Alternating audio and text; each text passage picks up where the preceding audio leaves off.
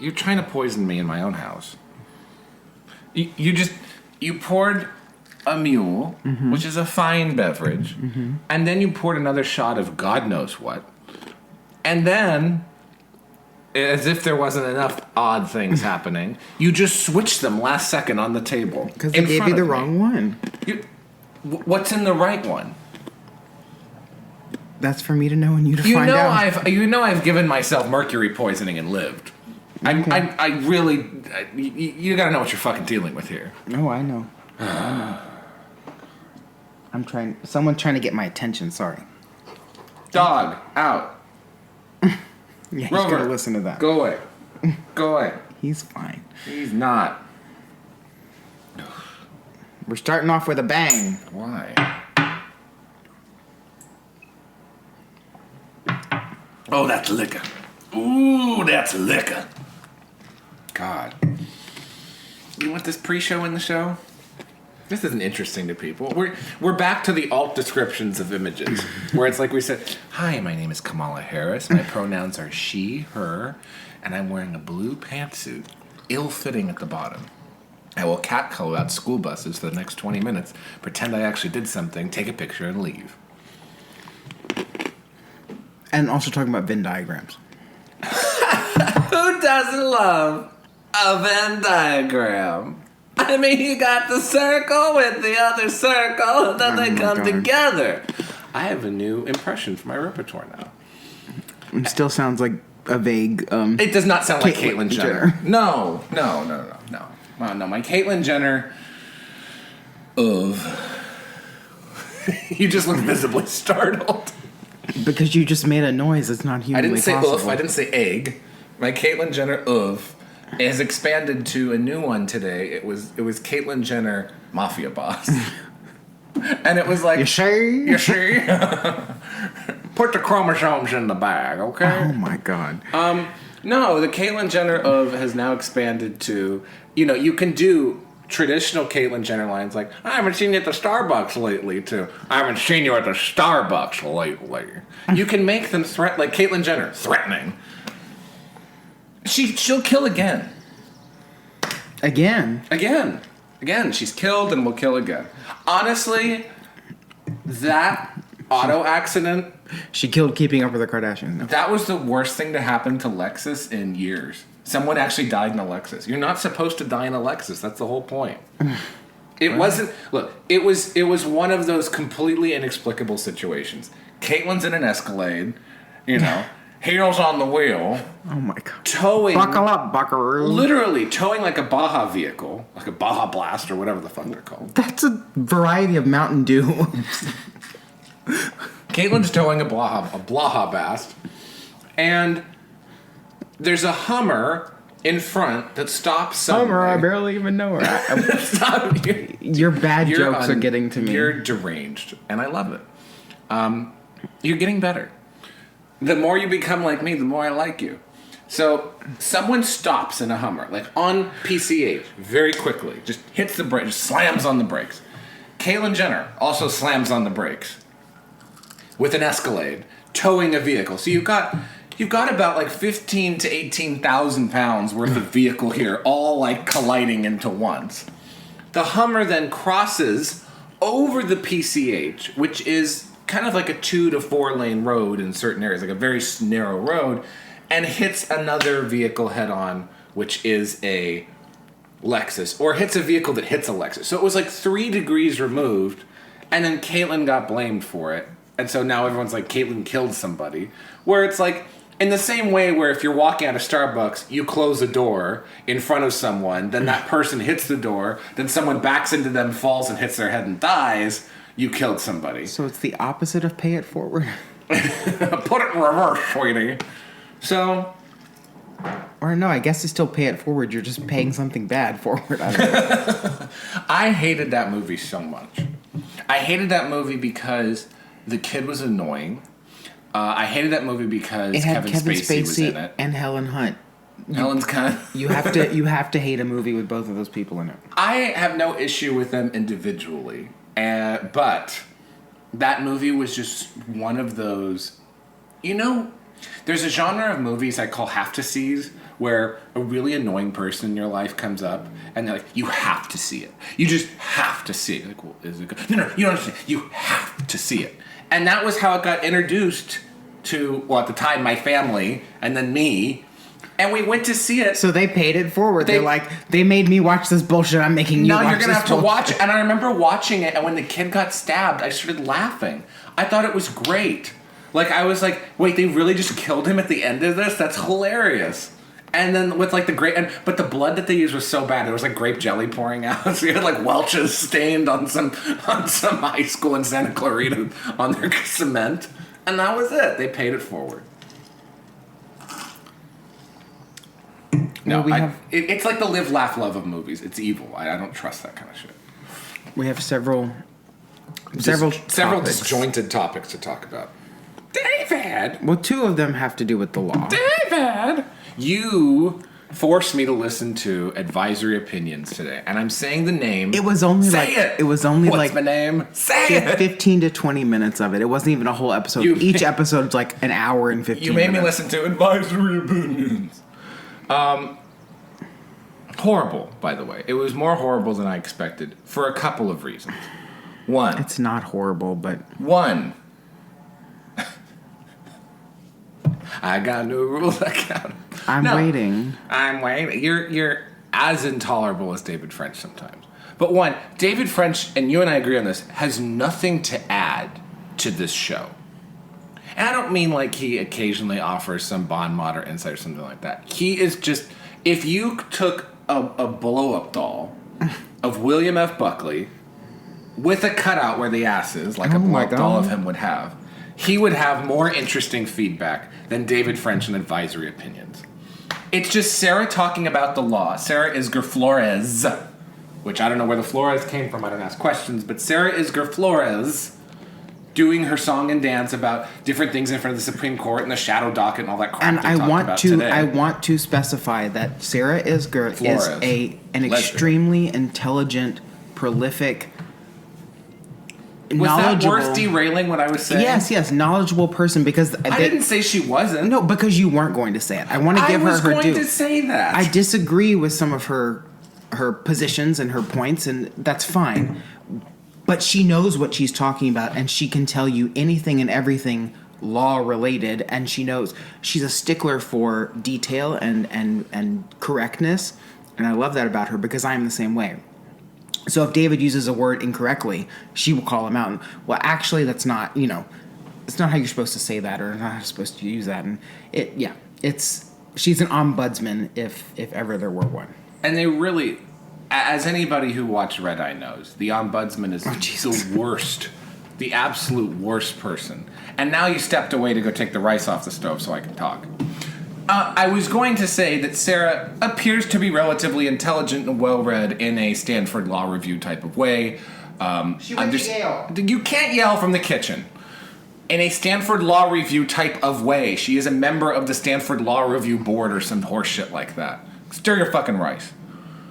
And so it's her talking about things that she knows about the Supreme Court and talking about opinions about cases that are pending. And I appreciated that they broke down things like, there's this thing called a shadow docket, and this is kind of how it works. I wish they explained more, but that's okay. So they make their, mid-Atlantic, mid-wit listener feel semi-intelligent listening to the show. The problem is that Sarah, who, as I was going to say, is relatively intelligent, has a sack of crap on the other microphone that she has to talk to, and which is probably what you say about me. I was about to say, I know how she feels. Who blithers mindlessly and usually incorrectly about the law. Now, David French allegedly practiced law in the military or something like that. It's no wonder we haven't won a single fucking war in the past 20 years. If you have just bald, empty suits like him running the show, at this point, yes, just export the trans ideology to Egypt. I don't fucking care anymore. Like, that's where we're at. And so his opinions are 0% welcome or interesting when you have somebody like her who actually knows what the fuck she's talking about. But I want to make the point again, and I'm sorry because we've made this point in the past, as you loudly sip over me. God. the reason I listened to this, number one, is because I am interested in the law, and Number two, you have low blood pressure and you want to raise it a little bit. I wanted to go to law school. I still am toying with going to law school. Anyway, The point is, I find it interesting, and it has given me more fodder for things that I write, things that I research, things that we talk about on this podcast, because they bring up things that are not like maybe in the mainstream media, right? Certain Supreme Court cases that don't get that much coverage, they're going to talk about, and some of them are actually really interesting. Some of them are boring as shit, but some of them are interesting. And so it's like, oh, okay, this isn't being covered because it's not like, huge newsworthy. And it's not like breaking news, and it's not going to be covered on like, Fox News, MSNBC, CNN, all that crap. CSI. Shut up. That's where I get my law information. But it's still some interesting stuff that has some bearing on politics and the way things run in this country. So it's nice to know. And so, again, I like to bring Do you that pay knowledge. For this? No, Thank I don't. God. I wouldn't pay for it. Well, it's not worth it. I would give Sarah Isger a dime, but I would not give David French a dime. So if I thought that a dime were going, even a penny were going to him, I would not pay for it. I would give Jonah Goldberg Ebola. Oh, God. Maybe he'd at least be interesting. But the point is, I made him listen to a few things, but we got two topics to talk about because of it. So Yes.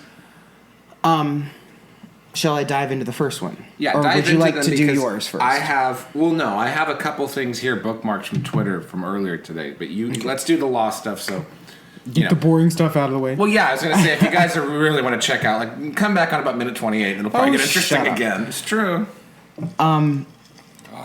So in the first 20 minutes of the podcast, they were talking about a Supreme Court case that was being that was brought up on certiorari, meaning they're willing to hear the. Isn't she that Irish actress? They're willing to hear the argument of two.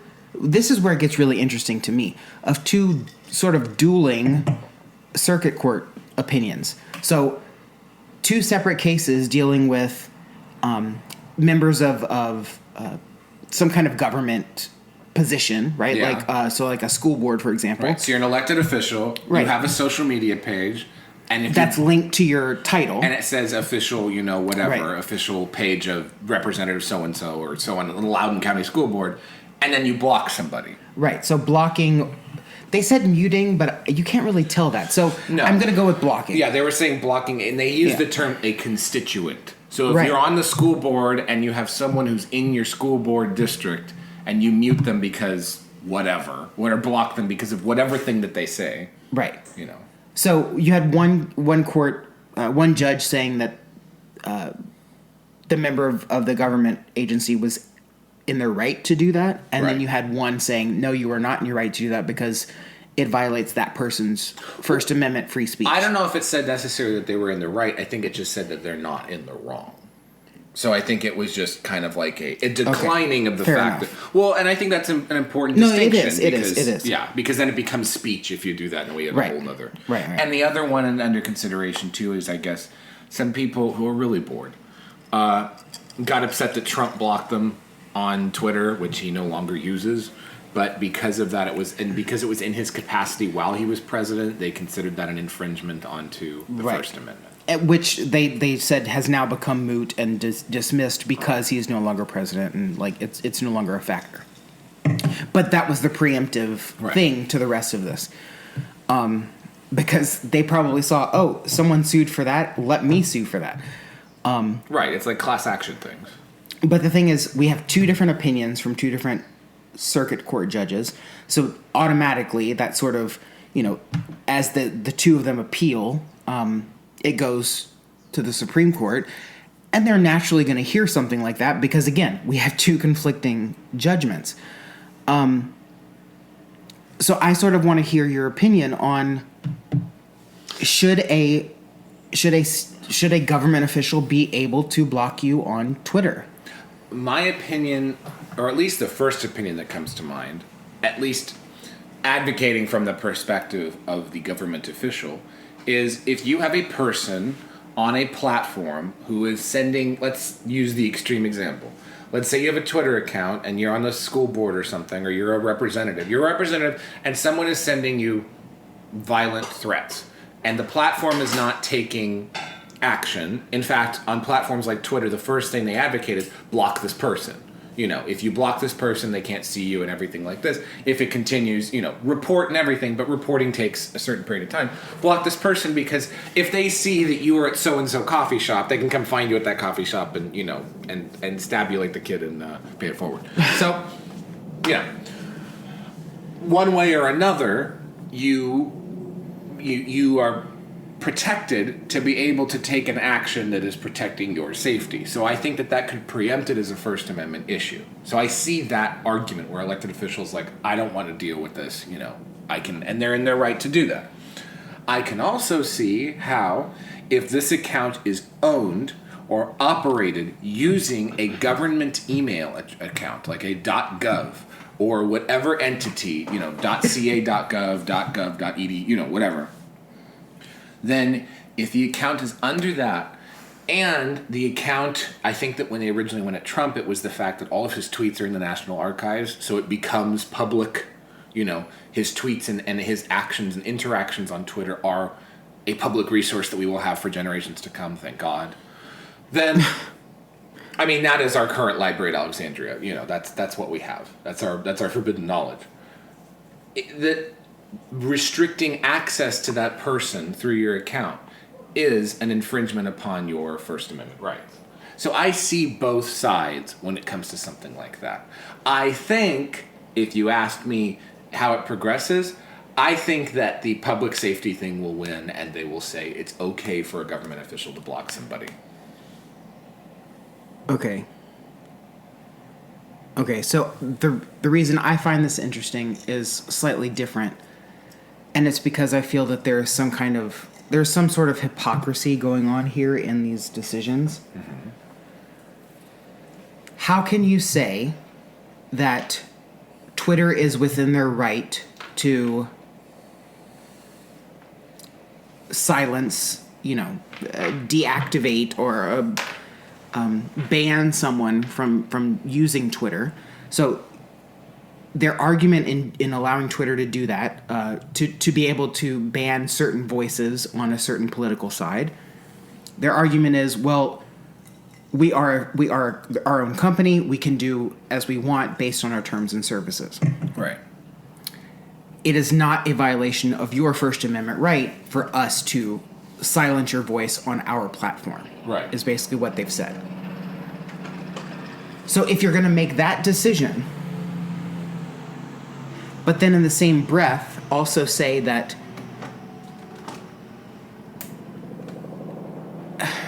a government official can block you and stop you from, again, exercising your First Amendment right to disagree with them, I just feel like you can't have it both ways. No, I see that because, you know, and I'm not explaining it properly because it's kind of a complex thing. Maybe perhaps if I came up with an example, but you're saying basically like, okay, it's okay for you to block consent. I'm gonna pause here because, you know, Kyle's coming in. But getting back to this argument about the right of who has to do what. Okay, so a government agency or Twitter can operate like a government agency when it benefits Twitter, but Twitter can operate and claim that it's a free speech platform when it benefits them as well. So I kind of get what you're saying. Yeah, that's maybe a better way to put it. Twitter blocks somebody for being a conservative on one end, but on the other end, it's free speech. So what's the issue? Right, like we can block people, but a government official can't. Mm-hmm. Like we can silence people, but a government official can't. Right. But you're using hypocritical lines of reasoning for both of those decisions. Right. In my opinion. Well, and what worries me, this is why I got back to what email address is the account held under. Because, for example, Marjorie Taylor Greene has two Twitter accounts. Right. One is her representative official account that she established after being elected. One is her campaign/personal account. If she blocks you on her campaign/personal account, which I think was suspended for a period of time and is now back, then that's not affecting anything. But if she blocks you on her government account, then I can see why it could be an issue. And another thing in the not a First Amendment issue, or another thing in the counter opinion on this, let's use the situation. You are a federal employee who is in charge of alerting people in case of an emergency, a tsunami warning, a biohazard attack, something like that. If you block people from one of those accounts and an emergency alert is issued and someone misses that as a result of being blocked, then I could see where they could effectively sue the federal government saying you discriminated against me and I was unable to receive this warning and I suffered actual damages because of this. So that's something I don't think people keep in mind, but a lot of official accounts are used, like you saw this past week with the Florida Emergency Broadcasting System that texted everybody at 4 a.m. Right. You know, Ron DeSantis with the with the dinner alarm. But that's something to consider, I think. I guess my final sort of point is, well, no, you put it very well. You put it in a way that Mark this. He gave me a compliment. well, no, you succinctly put it in a way that I was searching for the words to do, and I'm usually pretty good at this, but it's a very complex issue that you can see hypocrisy in. I think I don't know. Like I'm struggling for the way to explain my point of view, I guess is what I'm saying. And you did it somewhat well, but there's some intricacies there that are lacking. Right. But I guess, sorry, go ahead. I was just saying Tucker just put out a message. I want to see what it is. But yes, Oh, do we have breaking news? we do. I just want to start it. Also, good evening, it's Tucker Carlson. One of the first things you realize when you step outside the noise for a few days is how many genuinely nice people there are in this country. Kind and decent people who It's really like 3 care minutes. about what's true. I don't think And a people wanna bunch listen to this, of but- hilarious people. Also, a lot of those. Let's get to The the end. people in charge know this. That's why they're hysterical and shrink, and they become weaker. That's the iron law of the universe. True things. There aren't many places left, but there are some, and that's enough. As long as you can hear the words, there is hope. See you Oh, soon. Jesus. Okay. I don't know what this. I'm going to send this to somebody else so they can read, so you can watch this and then tell me what happened. Well, I might cut that out, but I guess succinctly what I'm trying to say is the court system in this country is basically saying Twitter is a free company and they have the right to silence any voice that they would like. Right. And that is not a violation of free speech. Correct. But then in the same breath, they might be acknowledging that Twitter is a platform in which people use their First Amendment right to express their freedom of speech, and a government official is not allowed to block them because that then violates their freedom of speech. So you can't say that Twitter can silence your freedom of speech, but a government official cannot. That is my problem with this. Well, and my problem with Scenario. government officials adopting all these social media platforms because they're cool is no one considered the implications of having a government official, whether it's like PR or anything like that, or official pronouncements, go through a third-party source. Because it would Right. always Yes, go yes, directly yes, yes. from them. Like Right. you'd get like a press release saying, this person says this. Right, so- Or the office put out a message. In one case, you're denying the fact that Twitter has become a Well, it's a default public square. yes, thank you, a public square. Yeah. Versus this other case where you're saying, well, no, Twitter is a public square and we have to acknowledge that. Right. Both court decisions, I feel, are fighting that same And conservatives against this. It's hypocritical. It's fighting against the and same conservatives idea. are in a weird position because I think that intrinsically conservatives would believe that Twitter's a private company, blah, blah, they can do what they want to do. It's a very conservative, libertarian, pro-business standpoint. But then on the other side, Twitter as this company blocking people from being able to access the platform and everything like that has led a lot of people to go for the public square argument, which is it functions as a quasi-governmental entity. If you are blocked on Twitter, it affects your income, it affects your ability to earn a living, it affects your reach and things like that. So I can understand both sides with something like that, and it's put a lot of people in a very unusual position because a lot of people on the left are now like, oh, Twitter's a private company, it can do what it wants to do. Where in any other situation, they'd be like, fuck Twitter, they should be, a public utility. Right. Thank you for saying that, because you tied in directly to what I was going to say. So the big argument for allowing Twitter to silence, conservative voices is that they're not a public utility, right?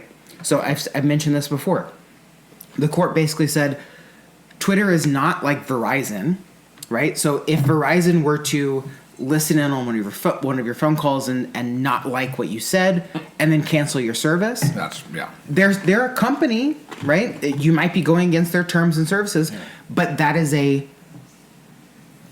a way a public utility in which you are communicating with people. So if they stop your service, if they're your only phone provider in the area, then they're functioning like a public utility. So that would be a violation of your First Amendment rights. Right. But Twitter is not like Verizon, so they have special, privileges. Right. That was their original argument. But if you're looking at this other case where, a government official is not allowed to block someone who rants and raves and calls them names even, or, death threats, Twitter would take care of that. You know what I mean? But maybe not. Yeah. There are only so many people. It's imperfect. But you're basically saying that it is like you said, it is a public utility in one case, but not in the other. And you need to be consistent. And I was kind of upset that Sarah Isgur did not point that out, because she would be the type to notice that hypocrisy. Well, where'd she go? Yale, a number 2 school? No wonder. I think that this is what happens, and it's a natural consequence of Republican politicians ceding the high ground when it comes to monopoly busting power. In the Teddy Roosevelt era, when it came to trust busting and busting up monopolies and things like that, you didn't let anything become a quasi-governmental entity or a utility. There was a realization that, okay, we have to have federal standards for things like, Pure Food and Drug Act, things like that came on later.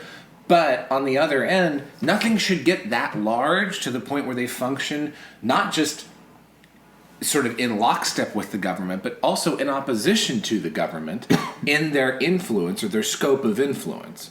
So if you get people, and this is where conservatives come from this idea of, well, some of them are like, well, you get banned on Twitter, you can still use Facebook. Okay, but if you get banned from Twitter and Facebook, your potential reach that you have just dropped by 90%. 10% of people might follow you on YouTube or Tumblr or other platforms, but if Twitter and Facebook ban you, and by the way, Facebook is Instagram because it's Meta Corporation and all these other things, and Twitter is, its own entity. If you get blocked from both, let's say you're a business, all you have left is Google at that point. And if Google/YouTube blocks you out, you're stuck with the art hose on Tumblr. Like, that's it. The art hose and the porn accounts on Tumblr. That's all that you're left with. Which I think leads us into this next topic that you wanted to discuss that they talked about. Right, yeah. So porno. And so I want to be very careful so we don't get, restricted or something on YouTube, because they do monitor for that kind of stuff. Yeah. I will use the term minor instead of child. Well, I think that, here's... I think we can frame this. You are a linguist. But I think we can frame this appropriately. Prurient material that is illegal. Yes. Involving somebody who is not of age. Yes. Okay. We're going to say that's what it is. Now, in 2002, they said on the podcast, in 2002, those Japanese drawings that you see... Right, the anime, the cartoons, yes. Yeah, yes. Those are not... Those are still protected by the First Amendment expression, because it is a representation is not the actual thing. No child is physically being exactly. harmed. This is what they said. No child is actually. Yes. Yeah. No child is left behind. But now with AI and deepfakes and things like that, that's a real risk. It's yes, but also you can create things that look very realistic when they're Right. not. Right. So you could theoretically create something that looks like a real human minor doing an inappropriate thing, Yeah. and it's not real. Smoking. It's Yeah. not real. Like, it's not actually happening. No one's actually being harmed. Is that still illegal? But then there is a harm argument, because if it looks enough like somebody, then they can argue that that is a harm argument. You know, there's this YouTuber, right? that's Let's take that out. But hold on. Okay, I think that's important. Well, no, it is. But That's important because there's this YouTuber, there's this young gal who does those ASMR videos, so autonomous sensory meridian response, something like that, autoimmune, something. But it's like when people talk like this, and they tap on the microphone or whatever. People get off on that. I don't know what they do. I think it's relaxing. It's supposed to induce a tingling sensation. So someone's daughter did these. It's called Life with Mac, and her name was Mackenzie. Oh God, I McKenna. remember Remember those. her? Yes, Remember yes, the one when she tapped on the Yes, can and yes, stuff like yes. that? Or the other meme of She her. was funny. She was funny because she did a meme of like sassy airline attendant where she like grabbed, thank you. And so she was good. But a lot of creepy fucking people did some stuff with images of her Right. that while she was still underage, and it basically scared her off of YouTube. I think she's finally of age now, so she's sort of come back. But there was at least a period of time where she's like, and her parents rightfully were like, okay, this is sick. We have to step away from this. Right. So there is real material harm that can be shown Right. from being in a situation where it might not be your image directly, but it's an image of your image. but It's a slightly directly related image. yes, but being used for that let's purpose. take that out of the equation though. Let's say that someone created a content that was not supposed to resemble anyone. It was just a generic looking person. It was the Wii. when you set up your Wii account, it was the generic Wii figurine, and they got off on that. But they're not trying to model it off of a particular person. It Right. might look like someone you know, but that's immaterial. They're not trying to like defame someone. But if they create this inappropriate content using someone, just a randomly AI generated figure that looks incredibly lifelike, but no one's actually being harmed, is it still illegal?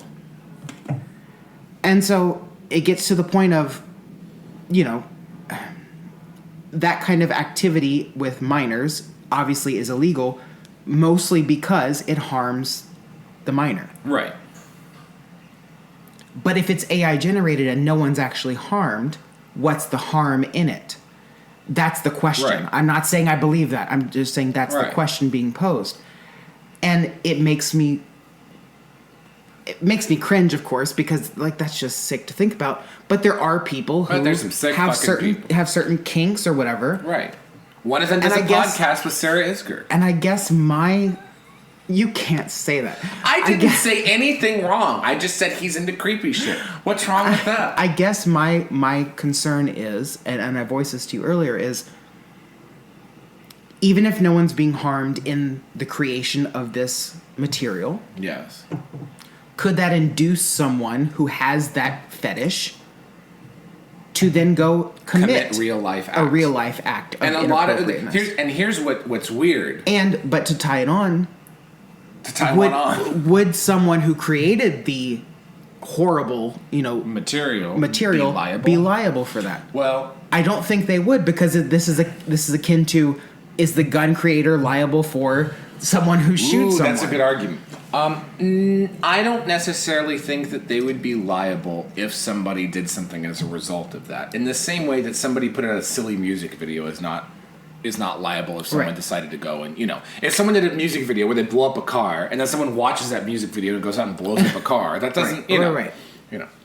Walk a mile in these Louboutins. But wasn't that an Iggy video? I think she blew up a car in one of her videos. But anyway. However, some people in this research forum and psychologists have said, well, actually, it's safe to have dolls representing children and these materials available because it keeps the people... It satiates them. Exactly.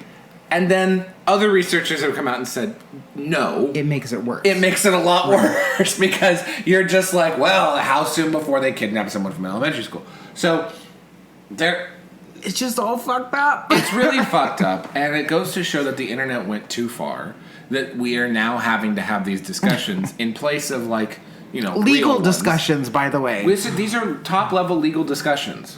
Like, is it illegal to create that content even if no one's actually being used to create it? No Right. human is being harmed or used to create it. Well, and I think That's maybe, a really fucked up question that we have to ask, and I'm upset that we have to ask it. But it could fall under some trafficking statutes or interstate things or things like that because, okay, if you made that content and you're in Colorado but it's illegal in Montana and someone in Montana accesses it, then it's basically akin to trafficking over those borders or across state lines.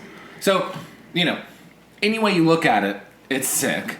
And the fact that has to be discussed, I err on the side of it's more illegal than it's not. And it should be, or if there isn't a statute discussing that, then that should be something to be considered. But this is where I struggle because as the more libertarian of the two of us, I'm like, I guess you should be able to create the content if no one's being hurt, but could that result in someone being hurt? I cringe. But I think this also goes to the nonsense of there's this meme that there's people in jail for just possessing 1 gram of marijuana or something like that, and these people are locked up for 20 years, and it's because they're people of color who are also handicapped. You know, Thanks, like Kamala Harris. Well, but there's basically this sort of nonsense that there's people in jail now who have 1 gram of marijuana in their possession, and they were arrested and are still in jail because of that. Where, on the other hand, the data has shown that was one of up to 20 or more counts of other things that they were doing that were far more serious that just also got tacked on, you know, to the ledger. Right. So it's kind of under that same thing.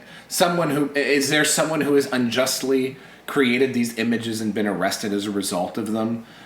But maybe that was one aspect of them also running a fentanyl ring out of their house. Like, there's always something else, yeah. I feel like. Probably. So there's one thing in theory where in theory you are correct, but in practice, where are we at with something like this? Now, there's a lot of dumb fucking prosecutors, and they chase people for ridiculous reasons.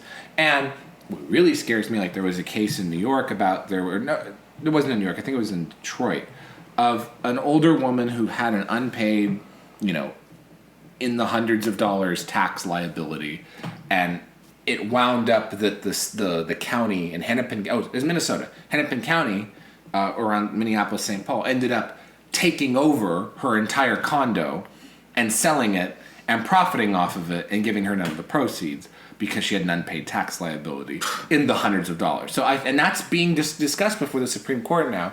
Apparently Neil Katyal, who is a big leftist, I think he was up for Solicitor General, or I don't know if maybe he is Solicitor, whatever the situation is, was arguing for Hennepin County, saying it's okay for them to do that, and almost every Supreme Court justice heard this argument and was not impressed because an old woman was kicked out of her home over a few $100s.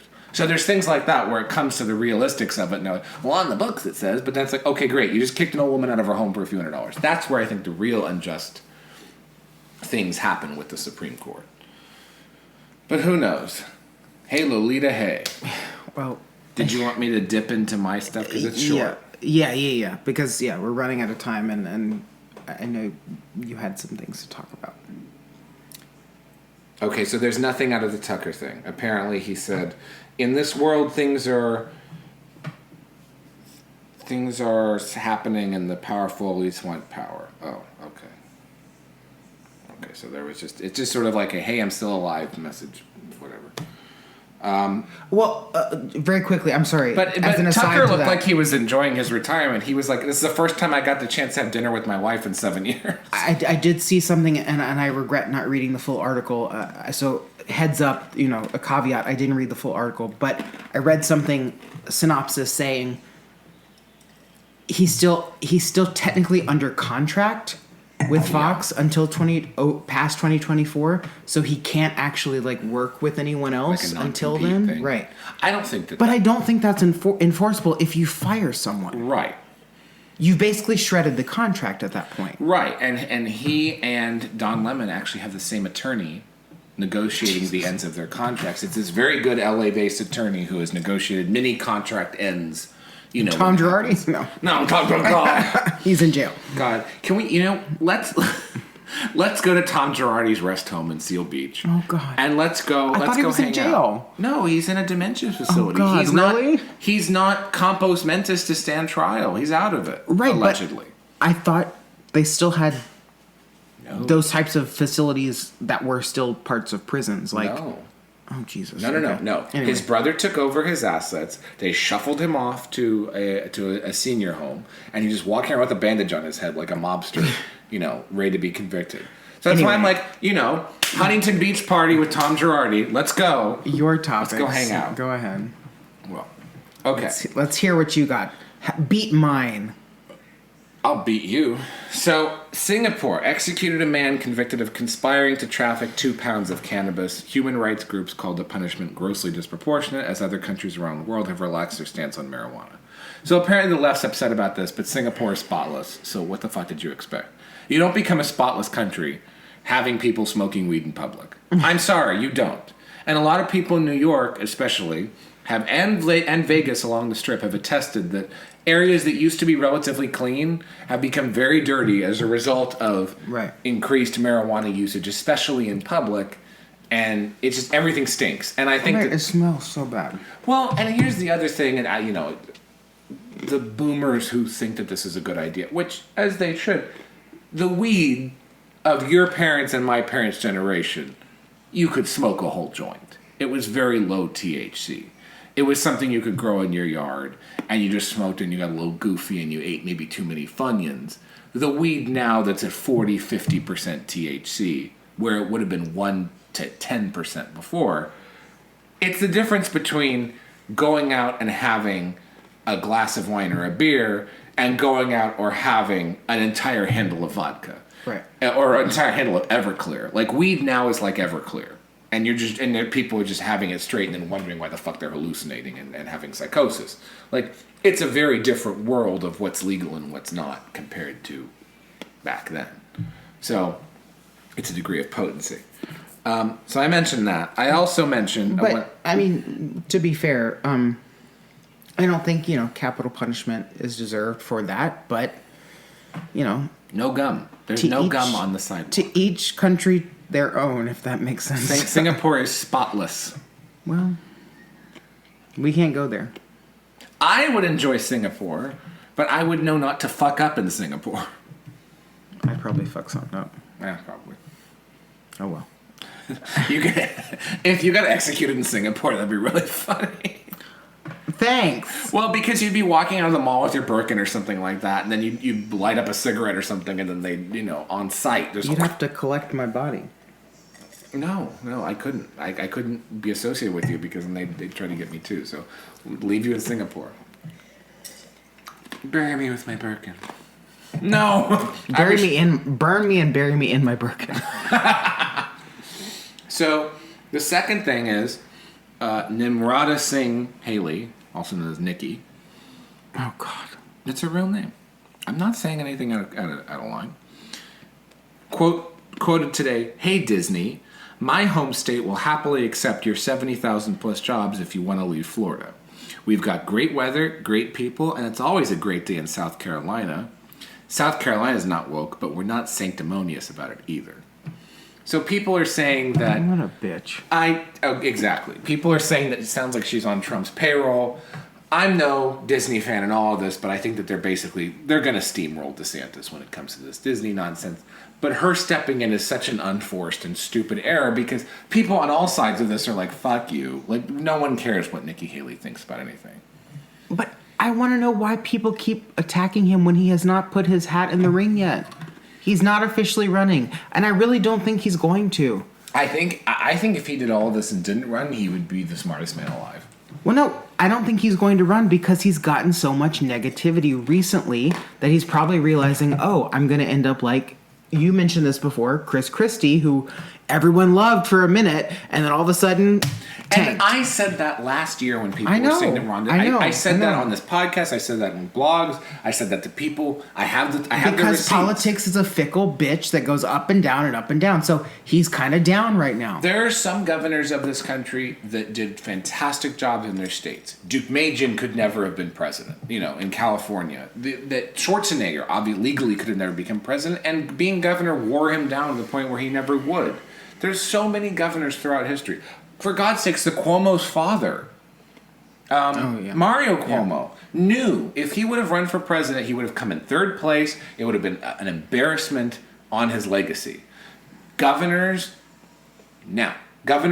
are more likely to become president than representatives or senators, but DeSantis got involved in politics initially as a representative. That was his foray after he was And I'm going to take this opportunity to in the say military. that yes, Biden, announced he wanted to run again. He's walking again. into his 850th year. Did you see his video? No, I didn't. I did not watch it. It was as centrist as could be. It was as centrist, like, go America. These people caused January 6th and they hate democracy. Like, come on, everyone gets a fair chance. That was basically what the video was. Well, It was for the David Frenches of the world who are stupid and sitting at home and they're like, oh, he's saving democracy. It was for those people. But right, because whatever. because Those people vote. because they believe words over actions. I would love if the Democratic Party nominated Marianne Williamson Or or Robert Kennedy. Robert Kennedy. Those are the two middle of the road people that, quite frankly, I would consider actually voting for. Now, see, that's the difference. Because all of the left and a few people on the right would vote for a Kennedy or Marianne. That's a winning candidate. He's the first Kennedy that the media doesn't like. Ever. Ever. Going back to Joe Kennedy. And the cousins. I want to know what little Edie thought. No, I'm kidding. A staunch character. I don't know. I think that RFK, I think, is a fascinating. Like, this man has led a Forrest Gump style life. All the Kennedy kids have always dealt with some kind of like horrible Tragedy. trauma. Well, his wife hung herself in the barn. You remember that, right? No. RFK's wife hung herself in the family's barn. I mean, who hasn't? And then he married Cheryl Hines. So there's always a weird Kennedy thing that happens. Like, there's always a Kennedy curse. There always has to be some weird death or some horrible situation or everything like that. Like, even again, out into the extended relatives. Now, a lot of them don't like RFK, including some of his own siblings, because I guess Bobby had like 9 kids or something like that. So he gets shit from his own family with something like that. It's fascinating that his own family is more willing to disassociate with him than they were with Teddy Kennedy, who actually killed somebody, or with the other relatives Allegedly. who were rapists and murderers and all this, everything like that. Like that one cousin who raped somebody. Like, the whole Kennedy clan it's a nasty group of people. But for better or for worse, they hold some kind of sway in American politics. In fact, Bobby Kennedy has even upset his family by saying Sirhan did not kill his father. Oh, jeez. That it was a security guard who was involved with the intelligence agencies who was pictured in the kitchen at the Ambassador Hotel that night. Are we back to the Huey P. Long story here? Well, look, everyone has a magic bullet when somebody dies. Someone important dies. Exactly. So, I think it's interesting that RFK he's a very sort of halting, voice, but he gave a very interesting speech announcing his candidacy, and it was the most middle-of-the-road speech anyone on the left has ever given. Some interesting interviews as well. So Right, because his speech basically said, my dad had always told me, his dad, Bobby Kennedy, had always told me that, not the people in Washington, it's the people in the hills of West Virginia. Those are our people. Those are the people we have to protect. That's our constituency. That's real America. No one in Washington would ever talk like that. And so I think that... Joe Manchin, maybe.